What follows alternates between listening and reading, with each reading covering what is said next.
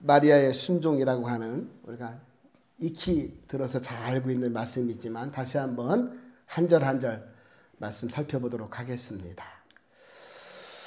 자, 예수 그리스도가 이 땅에 태어나시는 그런 순간을 갑자기 어느 날 태어난 것이 아니라 예고를 해 주었다는 거예요. 예고를.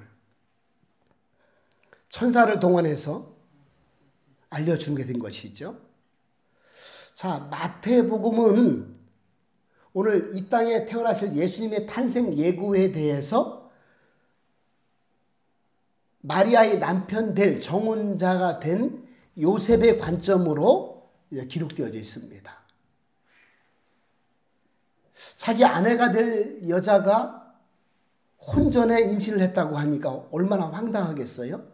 그래서 요셉의 관점으로 기록을 하였고, 오늘 누가복음은 당사자인 마리아의 관점으로 이 땅에 예수님께서 어떻게 태어날지를 예언을 받는 내용으로 예수님이 태어나심을 이제 미리 알려주는 그런 내용으로 기록되어져 있습니다. 자, 예수님이 이 땅에 태어나시는 것은 어떤 인간적인 결합과 부부의 결합으로 태어난 것이 아니기 때문에 여자의 후손으로 성령의 능력으로 정자가 없이 태어난 그런 하나님의 아들이셨기 때문에 사람의 수준과 이해와 상식으로 받아들일 수 없기 때문에 천사를 동원해서 알려주신 것이죠. 오늘 이 예수님의 탄생 예고도 세례 요한과 같은 탄생 예고와 같이 비슷하게 흘러가고 있습니다. 6개월 먼저 세례 요한을 이제 수태고지를 먼저 해주죠. 누가? 가브리엘 천사가. 기쁨을 전해주는 천사 가브리엘이죠. 그가 6달 후에, 오늘 26절에 보니까 6달째에 천사 가브리엘이 하나님의 보내심을 받아서 갈릴리 나사렛 동네에 갔다. 그렇게 기록을 하고 있죠. 자, 천사가 나타났고 천사로부터 예언을 듣고, 그죠? 아들이라고 하는 그런 점도 똑같고, 그리고 그들이 하나님의 사람으로 사용되게 될 것이다 라고 하는 것이 다 똑같습니다. 구약의 예언이 성취된다는 것도 다 똑같습니다. 그런데 한 가지 다른 게 있어요. 그것은 세례 요한과 예수님의 탄생이 다른 건 바로 세례 요한은 사가랴와 엘리사벳이라고 하는 부부의 결합으로 아들이 태어난 것이고, 오늘 마리아는 동정녀에게서 아직 결혼하고 부부가 합방하지 않은 상태에서 성령의 능력으로 말미암아 여자의 후손으로 이 땅에 태어나게 되는 것이 바로 예수님이다라고 하는 차이가 분명하게 나 있습니다. 우리가 맞이하고 우리가 믿고 섬기는 주님이 어떠한 역사적인 사건을 통해서 이 땅에 오셨는지를 우리가 가늠할 수가 있는 것이죠. 자, 오늘 6개월 후에 가브리엘 천사가 사가랴와 엘리사벳을 찾아간 후 6개월 후에 오늘 나사렛 갈릴리에 마리아에게 찾아갔다. 이렇게 보도를 하고 있죠. 자, 갈릴리 나사렛. 이 지역은 사실은 유다 지파가 납달리와 스불룬 지파가 차지했던 북쪽 땅입니다. 이스라엘 북쪽 땅. 좀 촌구석이라고 봐야지요. 변방입니다. 자, 오늘 구약에 한 번도 그 지명이 언급되지 않을 정도로 유대인들이 생각할 때 선한 것이 나올 수 없다고 하는 그곳에서, 오늘 갈릴리 그곳에서 예수님께서 이 땅에 태어나실 거라고 가브리엘 천사가 찾아가서 말을 하고 있는 겁니다.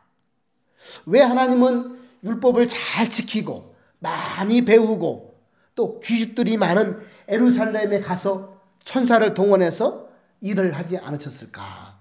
그죠? 이왕이면 많이 배우고 율법을 잘 지키고 제당도 많고, 그죠? 좋은 사람들이 많이 있을 텐데 왜 굳이 선한 것이 나올 수 없다고 여기는 저 촌구석에 가서 누구도 알아주지 않는데 천사가 마리아 일반 여자 보통 여자를 찾아가서 말씀을 전해줬을까? 물론 예수 그리스도의 모친이 될 마리아의 중심을 하나님께서 보셨을 겁니다. 이 여인은 분명히 순종할 것이다. 또 이 여인은 믿음을 지녔다. 하나님은 우리의 과거도 현재도 미래도 다 아시는 분이니까 마리아를 좋게 아시는 하나님께서 그렇게 하셨을 겁니다. 근데 분명한 것은 오늘 하나님은 이미 700년 전 이사야 선지자를 통해서 오늘 나사렛 동네에 가셔서 영화롭게 할 것이라고 하는 예언의 말씀이 있다는 사실이죠. 깜짝 놀라죠. 이사야 9장 1절에 보니까 이런 말씀이 있어요. 전에 고통받던 자들에게 흑암이 없으리로다. 옛적에는 여호와께서 스불론 땅과 납달리 땅을 멸시하게 당하게 하셨더니 후에는 해변의 길과 요단 저쪽 이방의 갈릴리를 영화롭게 하셨느니라. 아멘. 예수님이 이 땅에 태어나시기 700년 800년 전에 이미 이사야 선지자를 통하여 이사야 말씀에 갈릴리 땅을 영화롭게 할 것이다. 천대받고 멸시받았던 납달리 스불리 땅을 하나님께 사용하실 것이다 라고 하는 예언이 탁 박혀 있습니다. 그렇습니다. 하나님은 예수님을 이 땅에 보내시기 전에 이미 예언된 말씀을 그대로 이루시고 있는 분이십니다. 하나님은 하나님을 위해서 하나님의 뜻을 이루어 가신 분입니다. 할렐루야. 하나님이 약속하신 것은 반드시 이루어 내신다고 하는 것이 성경의 일관된 가르침입니다. 하나님의 말씀하신 것은 땅에 떨어지는 것밖에 없다는 걸 다 이루신다는 거예요. 우리가 볼 때는 시간적인 차이 700년 누가 알아 그거를. 그러니까 성경이 알려주는 거예요. 천년을 하루같이 하루를 천년같이 여기시는 하나님, 시공간에 제한이 없으신 하나님, 영원하신 하나님께서 하나님이 말씀하신 것을 반드시 이루신다는 것이 있죠. 그러므로 저희는 또 우리는 그 하나님을 신뢰해야 된다는 말씀을 하고 있는 겁니다. 언제나 어떤 상황이나 변함없이 말씀하신 것을 다 이루시는 하나님, 약속하신 것은 반드시 이루시는 하나님, 그분은 신실하신 하나님이다. 이렇게 성경은 말씀하고 있죠. 그러므로 세월이 지나고 환경이 변하고 어떤 사정이 생겼다 할지라도 하나님은 반드시 그 말씀하신 대로 다 이루시는 분이신 줄을 믿으시기를 주님의 이름으로 축복합니다. 그래서 우리의 구원도 우리를 축복해 주신다고 하는 응답도 우리에게 주신 은혜도 전부 다 하나님께서 약속하셨기 때문에 그렇게 하시는 거예요. 우리가 하나님 앞에 기쁨을 드릴 수도 있고요. 이쁨을 보여드릴 수 있지만 잠시 아니겠어요? 돌아서면 또 투덜투덜대고 돌아서면 또 한숨 쉬고 돌아서면 또 걱정하고 하나님을 믿는 것도 아니고 안 믿는 것도 아니고 우리의 모습이 그렇잖아요. 이쁘면 얼마나 이쁘겠어요? 잘하면 얼마나 잘하겠어요? 다 그만 하지 않겠어요? 그래서 하나님은 우리가 뭔가를 잘해서 우리가 이뻐서 우리가 능력이 있어서 공로가 커서 우리를 축복해 주시고 차별하시는 분이 아니라는 거예요. 하나님은 하나님이 말씀하신 그 약속 때문에 와서 기도하면 응답해 주시고 나를 예배하면 너를 높여주시고 또 하나님의 그 구원하심을 믿고 감사하는 자에게 축복해 주시는 분이 하나님이시죠. 그러므로 하나님은 약속한 것을 말씀한 것을 반드시 이루시는 신실한 하나님이시구나. 할렐루야. 그것을 가슴에 늘 품고 살아가는 저와 여러분이 되었으면 좋겠습니다. 그래야 일에 일비하지 않는 거예요. 제가 어제 제가 유튜브를 검색하다가 미국에 있는 조금 어린아이가 7살 먹은 어린아이가 소아암이 걸렸어요. 기자가 인터뷰를 하는 거예요. 너 예수 믿니? 아멘, 믿습니다. 너 고통스럽지? 예, 고통스럽습니다. 많이 아프니? 예, 많이 아픕니다. 선생님께서 말씀하시기를 언제 이 세상을 떠날지 모른다고 하셨습니다. 그렇게 아이가 대답을 하는 거예요. 너 하나님 믿지 않니? 안 믿습니다. 왜 안 믿니? 하나님 미울 텐데. 그랬더니 네, 하나님께서를 이렇게 사용하시려고 만드셨으니까요. 하나님 미울 리가 없지요. 이렇게 얘기를 하는 거예요.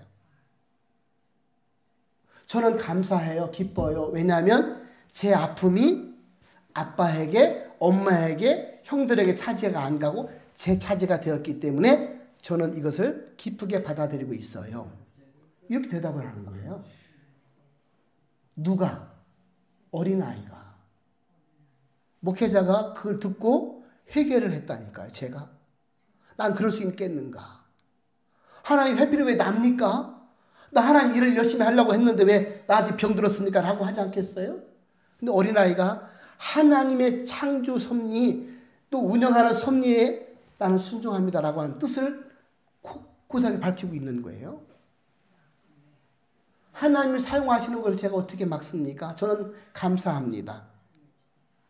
우리 엄마 아빠가 이 병에 안 걸리고 내가 걸려서 감사합니다. 이렇게 고백을 하는 것을 유튜브에서 번역으로 나와 있더라고요. 여러분, 어떠한 환경 속에서도 하나님을 신뢰하는 것, 절대자를 신뢰하는 것, 이것이 믿음인 줄 믿습니다. 근데 우리는 내 욕심대로 안 되거나 내 계획대로 안 되면 짜증부터 나잖아요. 이거 웬일인가? 난 기도했는데, 난 11조를 드리고 예배를 드렸는데, 그렇게 내 삶을 자꾸 하나님께 밀어붙이잖아요. 이것은 진정한 믿음이라고 우리가 여길 수가 없는 것이죠. 고린도 후서 1장 20절에 이런 말씀이 있어요. 하나님의 약속은 얼마든지 그리스도 예수 안에서 예가 되나니 그런즉 그로 말미암아 우리가 아멘하여 하나님께 영광을 돌리게 되느니라. 아멘.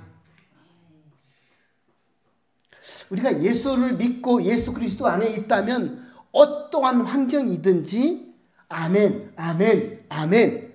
그죠? 이 모습도 찬성합니다. 이 모습도 동의합니다. 이 모습도 하나님께 순종하겠습니다라고 하는 아멘이 이루어질 때에 하나님께서 영광을 받으신다고 말씀을 하고 있습니다. 힘들겠지만 우리가 믿음의 장성한 분량이 여기까지 이루어야 할 줄 믿습니다. 하나님 제게 믿음 위에 믿음을 더하여 주셔서 장성한 분량의 믿음이 되게 하여 주옵소서. 하나님은 이런 자를 통해서 사용하지 않겠습니까? 자, 믿음으로 아멘하는 자는 오늘 그 아멘의 의미가 하나님 어떠한 경우든지 하나님을 신뢰합니다. 하나님 말씀에 아멘으로 대답하겠습니다. 동의합니다. 찬성합니다. 따르겠습니다. 라고 하는 응답이고 대답인 것이죠. 하나님에 대한 믿음이 저와 여러분의 믿음으로 응답될 수 있기를 주님의 이름으로 축복합니다. 27절 28절 보니까 이런 말씀이 있어요. 다윗의 자손 요셉이다 하는 사람과 약혼한 처녀에게 가브리엘 천사가 이르니 그 처녀의 이름은 마리아다. 그러니까 가브리엘 천사가 마리아에게 간 것이죠. 28절 그에게 들어가 이르되 은혜를 받은 자여 평안할지어다 주께서 너와 함께 하시는도다. 그렇게 말씀합니다. 은혜라고 하는 것은 받을 자격이 없는데 주어지는 선물을 은혜라고 하죠. 그리스 단어로 보니까 카리스라고 하는 단어인데 하나님께서 사람에게 좋은 것을 선물하시다 그런 뜻입니다. 그러니까 은혜라고 하는 것은 하나님께 좋은 선물을 받다 그런 뜻이에요. 누가? 자격 없는 자가. 그래서 마리아든 그죠? 세례 요한이든 저와 여러분이든 사실 하나님의 은혜를 받을 자격 조건은 없다는 거예요. 근데 하나님이 일방적으로 선물을 주신다는 것이죠. 근데 오늘 선물을 주시는데 보니까 이렇게 얘기하죠. 은혜를 받은 자요, 선물을 받은 자요. 그런데 이게 똑같지요. 편안할지어다. 주께서 너와 함께 하시도다. 할렐루야. 어떠한 환경이든지 하나님께서 주님께서 함께 하시는 자가 은혜 받은 자구나. 선물을 받은 자구나. 그런 자는 평강을 가질 수가 있겠구나. 이 말씀 속에서 알 수가 있는 것이죠. 저와 여러분이 자꾸 불안하거든. 자꾸 걱정이 되거든. 하나님, 난 은혜 받은 자가 맞지요? 하나님 자녀가 되었으니 내가 얼마나 은혜 받았어요? 내 마음속에 평강을 주시옵소서. 그렇지 않겠어요? 은혜 받은 자가 평강하다고 하셨고 은혜 받은 자는 좋은 선물을 받은 자 아니겠어요? 자격 조건도 없는데 공로도 없는데 여전히 죄인이지만 하나님의 선택과 부르심을 통해서 은혜 받게 된 것이지요. 그러므로 나는 걱정이 되고 근심이 되고 두려운 마음이 찾아올지라도 나는 하나님께 은혜 받은 자다. 괜찮다. 이것도 이겨낼 수 있다. 하나님 나와 함께 하신다. 할렐루야. 그런 마음의 믿음을 자꾸 불러일으킬 수 있기를 바랍니다. 자, 오늘 가브리엘 천사가 마리아여 이렇게 부르잖아요. 그 천사가 어떻게 알겠어요? 근데 제사장 사가랴를 부를 때도 사가랴여 이렇게 부르거든요. 촌구석에 있던 보통 여인이나 제사장 직무를 감당했던 사가랴나 가브리엘 천사는 하나님의 천사는 다 알고 이름을 불러주신 거예요. 저와 여러분도 하나님께서 그죠? 다 일일이 기억하시고 알고 계시고 우리를 불러주신 줄 믿습니다. 하나님이 그런 하나님이라는 것이죠. 개인적으로 다 알고 계시고 보고 계신다는 것입니다. 그러므로 우리는 믿음을 가지고 소망을 늘 품는 것이 우리의 신앙생활이고 믿음이 되어야 한다는 것이지요. 31절에 보니까 그런 말이 있죠. 네? 보라, 내가 잉태하여 임신하여 아들을 낳을 것인데 그 이름을 예수라 하라. 이렇게 말합니다. 아니 이게 웬 말인가? 그죠? 남자와 동침한 적이 없는 그죠? 그런 마리아였는데 내가 임신을 하게 되고 아들을 낳는데 아들을 예수라 하라. 이렇게 천사가 말을 하는 거예요. 어안이 벙벙할 수밖에 없겠지요. 놀랄 수밖에 없고 이건 축복이 아니고 은혜가 아닌데 그럴 수밖에 없는 거 아니겠어요? 이 당시에는 율법적으로도 합법적으로 부부가 아닌 혼의 자식을 임신하게 되면 그 사실을 알게 된 백성들이 돌을 던져서 죽이면 죽임을 당할 수밖에 없는 그런 죄인이었단 말이죠.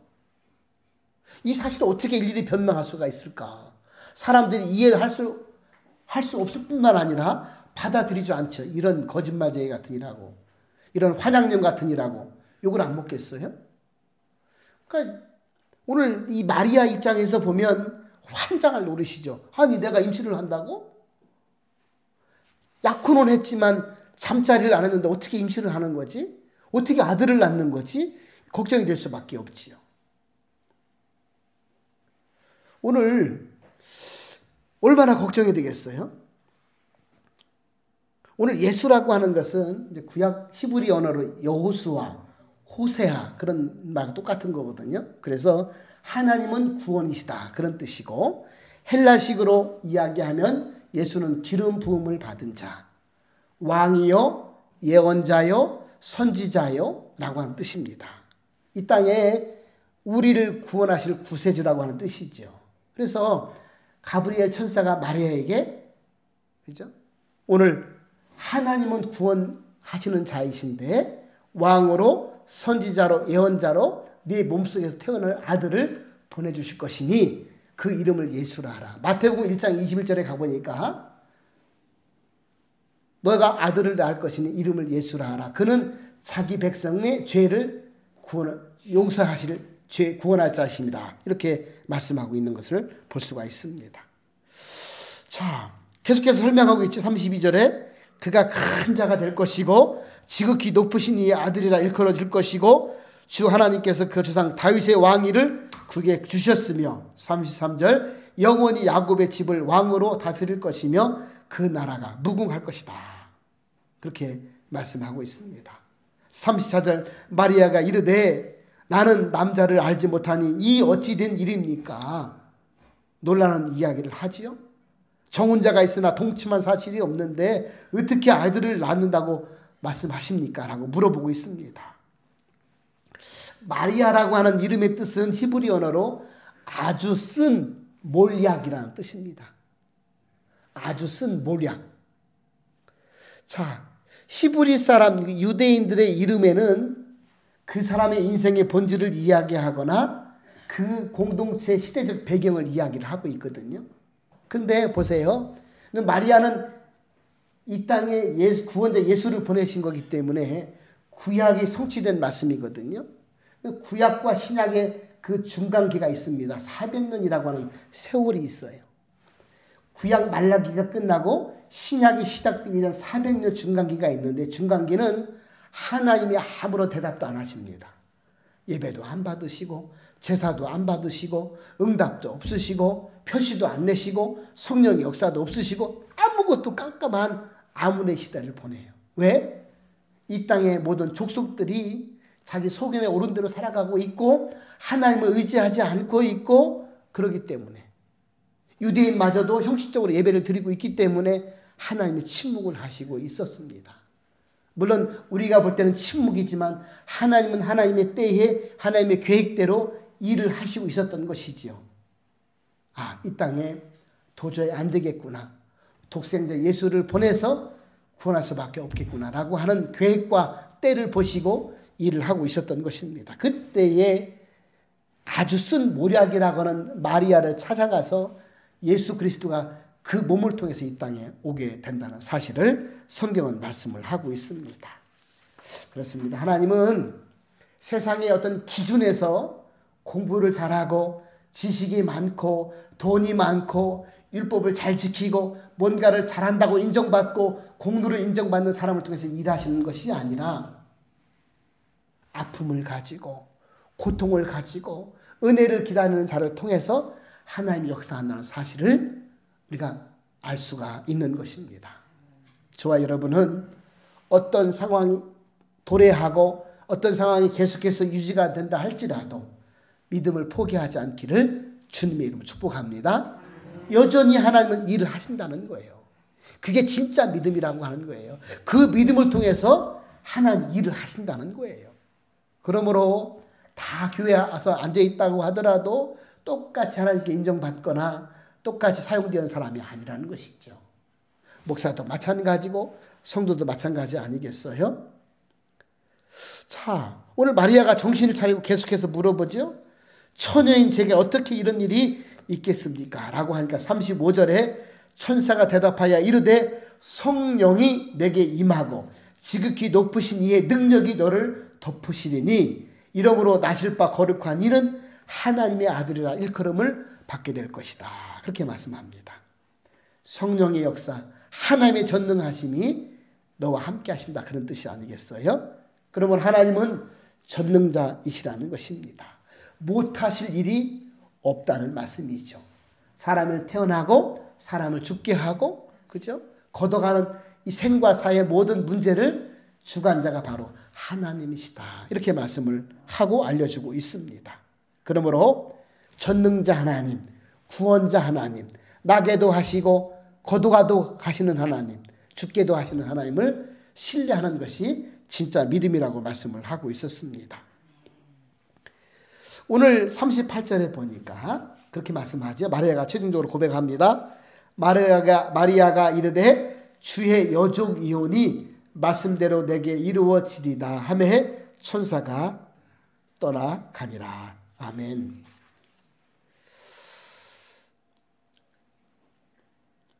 분명하게 하나님이 하시는 일이 분명한 것 같은데 영적으로 축복된 일이고 은혜 받은 일이 마땅한 것 같은데 약혼자 요셉에게 어떻게 말을 해야 될지 사람들에게 또 어떻게 변명을 해야 될지 막막한 거 아니겠어요? 분명히 하나님이 은혜를 주셨는데 이 땅에서는 이게 피해를 입을 수도 있던 일 아니겠어요? 어쩜 죽임을 당할 수도 있는 일이었었습니다. 그런데 마리아는 하나님의 일임으로 순종을 했다는 거예요. 죽으면 죽으리라고 하는 순종을 하나님께 엎드려 고백을 한 것이지요. 성경의 인물들을 보면 다 이 죽음이라고 하는 사방 권세를 이긴 믿음이 승리한 것을 볼 수가 있습니다. 아브라함아, 너는 저 모리아 땅 가서 네 아들을 번제로 드려라. 아들을 죽이라는 거예요. 하나님이 분명히 음성이 맞는데 어떻게 아들을 죽이겠어요?